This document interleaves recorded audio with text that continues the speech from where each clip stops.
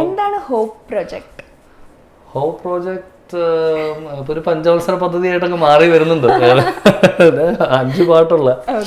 അപ്പോൾ അത് ഈ പറഞ്ഞ കണക്ക് ഞാൻ ഓൺ കോമ്പോസിഷൻസ് ഒക്കെയും നമ്മുടെ ഒരു എക്സ്പീരിയൻസ് വെച്ചിട്ടാണ് എന്തെങ്കിലും ഇൻസ്പിറേഷൻ കിട്ടി ജീവിതമായിട്ട് കണക്റ്റഡ് ആയിട്ട് ചെയ്യാൻ എനിക്കൊരു താല്പര്യം.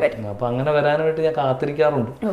പാട്ട് അങ്ങനെ പെട്ടെന്ന് എനിക്ക് കമ്പോസ് അങ്ങനെ ഒരു ഇതില്ല. പക്ഷെ എനിക്ക് എന്തെങ്കിലും ഒരു ഇൻസ്പിറേഷൻ കിട്ടിയാൽ ജീവിതമായിട്ട് കണക്റ്റഡ് ആയിട്ട് എന്തെങ്കിലും മേക്ക് സോങ്സ്. അപ്പൊ ഇതിലെ പാട്ടുകളെല്ലാം തന്നെ നമ്മുടെ കണക്റ്റഡ് പ്രതീക്ഷയുള്ള ഞാനൊരു സ്റ്റുഡിയോ ചെയ്തു. എൻ്റെ വീട്ടിൽ ചെറിയ സ്പേസ് ചെയ്യാന്ന് പറഞ്ഞ വലിയൊരു ആഗ്രഹമായിരുന്നു.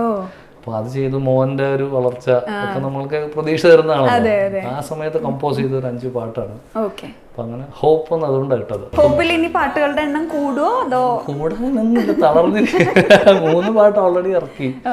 അതിപ്പോ മ്യൂസിക് വീഡിയോയോട് കൂടി ചെയ്യുമ്പോഴാണ് കാണികൾക്ക് അല്ലെങ്കിൽ പ്രേക്ഷകർക്ക് ഒരു ഇൻട്രസ്റ്റ് ഉള്ളത്. നമ്മൾ പാട്ടായിട്ട് മാത്രം ഇറക്കിയിട്ട് ഇന്നത്തെ കാലത്ത് എനിക്ക് തോന്നുന്നില്ല യൂട്യൂബിലോ നമ്മൾ ചെയ്യുന്ന പാട്ട് എത്തിക്കാനും കൂടെ പറ്റുക. എത്തിച്ചു കഴിഞ്ഞാൽ അവരുടെ കയ്യിലാണ് ഇമ്പോർട്ടൻസ് ഉണ്ട്. അപ്പം for me music video is എന്താ പറയുക, വീഡിയോ മ്യൂസിക്കിനെ കോംപ്ലിമെന്റ് ചെയ്യുന്ന രീതിയിൽ ചെയ്ത് ഇറക്കി പാട്ടിനെ ആ ഒരു ഫ്ലേവർ കൊടുക്കുക എന്നുള്ളൊരു ആഗ്രഹത്തിലാണ് നമ്മൾ ഇത് ചെയ്യുന്നത്. അപ്പോൾ ഹോപ്പ് പ്രോജക്ട് അങ്ങനെ ഫസ്റ്റ് സോങ് വാസ് എന്താവോ എന്ന് പറഞ്ഞാൽ അതൊരു ഗോപ്രോയിൽ ഷൂട്ട് ചെയ്തു. എന്തുകൊണ്ടായിരിക്കും ഒരു നല്ല പ്രൊഡ്യൂസർ ഒന്നും ഈ ഇൻഡിപെൻഡന്റ് മ്യൂസിക്കിന് വേണ്ടിയിട്ട് വരാത്ത? അങ്ങനെ നമ്മൾ ഇത് ആവശ്യപ്പെട്ടാൽ പ്രോബബ്ലി ചെയ്യാൻ തയ്യാറായിട്ട് പ്രൊഡ്യൂസേഴ്സ് വന്നേക്കാം. പക്ഷെ അതില് കുറെ കണ്ടീഷൻസ് ഉണ്ട്. നമ്മൾ വേറെ ആളും കൂടെ ഇതിന്റെ അകത്ത് ഇടുകയാണ്. റെസ്പോൺസിബിലിറ്റിയുടെ ലെവൽ കൂടുകയാണ്. അവർക്ക് എന്താണ് അതിൽ നിന്ന് റിട്ടേൺ ചോദിച്ചാൽ അവർക്കൊന്നുമില്ല. Honestly speaking, if it is an ad then they have ഇപ്പോൾ ഒരു ആഡ് നമ്മൾ ഇൻഡിപെൻഡന്റ് സൈഡിലേക്ക് കൺവേർട്ട് ചെയ്യുകയാണെങ്കിൽ ഓക്കെ, അതിന്റെ ഒരു അഡ്വർടൈസ്മെന്റ് എങ്കിലും ഉണ്ട്. അല്ലാതെ ഒരു ഇൻഡിപെൻഡന്റ് പ്രോജക്റ്റ് ഒരാൾ പ്രൊഡ്യൂസ് ചെയ്തിട്ട് എന്താണ് പ്രയോജനം? സിനിമ ആണെങ്കിൽ ടിക്കറ്റ്സ് വഴി അല്ലെങ്കിൽ they will get the money back. മറ്റേന്ന് വെച്ചാൽ ഒരു ഇപ്പം കലാകാരൻ എന്നുള്ള നിലയ്ക്ക്, പെർഫോമർ എന്നുള്ള നിലയ്ക്ക് ഞാൻ അതിൽ നിന്ന് സ്റ്റേജസിൽ കൂടെ എനിക്ക് എൻ്റെ ആ പാട്ട് ദൈവസഹായിച്ച് ശ്രദ്ധിക്കപ്പെട്ടാൽ എൻ്റെ പേരിലേക്ക് വന്നാൽ മുന്നോട്ട് ഷോസിൽ നിന്നെങ്കിലും കുറച്ച് പൈസ തിരിച്ച് കിട്ടും. പക്ഷെ പ്രൊഡ്യൂസറിന് എന്താണ് കിട്ടുക എന്നുള്ളത് വളരെ എല്ലാം പ്രൊഡ്യൂസ് ചെയ്യുന്നത് അല്ല, ഞാനാണ് ഏക പ്രൊഡ്യൂസർ. മുതലാളിയല്ല, അല്ല ഇപ്പൊ എന്റെ പേരിലാണല്ലോ പാട്ടുകൾ ഇറങ്ങുന്നത്. അപ്പം അബ്സല്യൂട്ട് ഇത് ഞാനാണ് ചെയ്യേണ്ടത്. എല്ലാവരും പ്രൊഫഷണലായിട്ട് തന്നെയാണ് ഡീൽ ചെയ്യാറുള്ളത്. പക്ഷെ അതിന്റെ സഹകരണ മനോഭാവം എല്ലാവരും കാണിക്കാറുണ്ട്. നമ്മൾ ഇത്ര ഒരു എഫേർട്ട് ഇടുമ്പോൾ അതിന്റെ കൂടെ നിൽക്കണം എന്നുള്ളൊരു ഫീലിംഗ് എല്ലാവർക്കും എൻ്റെ കൂടെ ബാക്കിയുള്ള ഓരോ ടെക്നീഷ്യൻസ്. ഇപ്പം മുല്ല എന്ന് പറഞ്ഞ പാട്ട്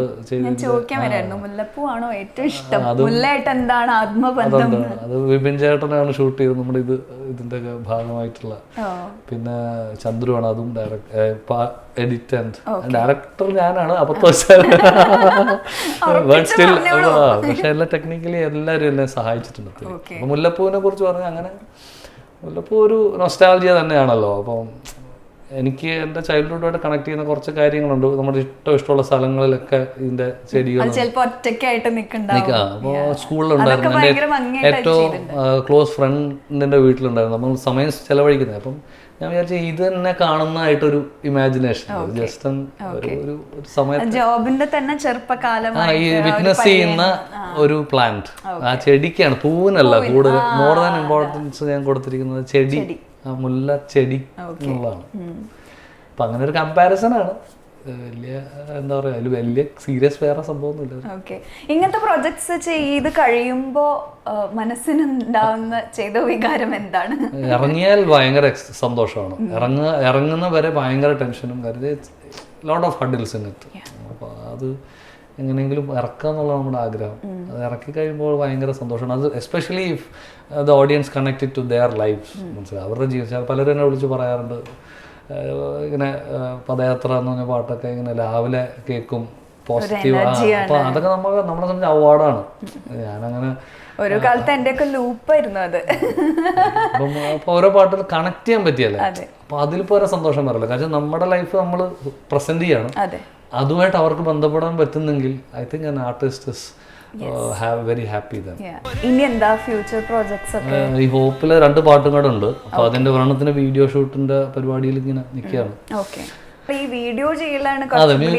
അതെ, മ്യൂസിക് ഇപ്പം നമ്മുടെ ടോട്ടൽ നമ്മുടെ ഏരിയയാണ്. നമ്മുടെ സുഹൃത്തുക്കളും ഒക്കെ ഉള്ളതുകൊണ്ടും ടെക്നീഷ്യൻസ്. വീഡിയോ എന്ന് പറയുന്നത് അത് ഇംപ്ലിമെന്റ് ചെയ്ത് ഒരു 5 മിനിറ്റിൽ അല്ലെങ്കിൽ 4.5 മിനിറ്റ് പാട്ടാണെങ്കിൽ content has to be conveyed അല്ലേ, അത് ഭയങ്കര പണിയാണ്. Music video is totally a different ball game.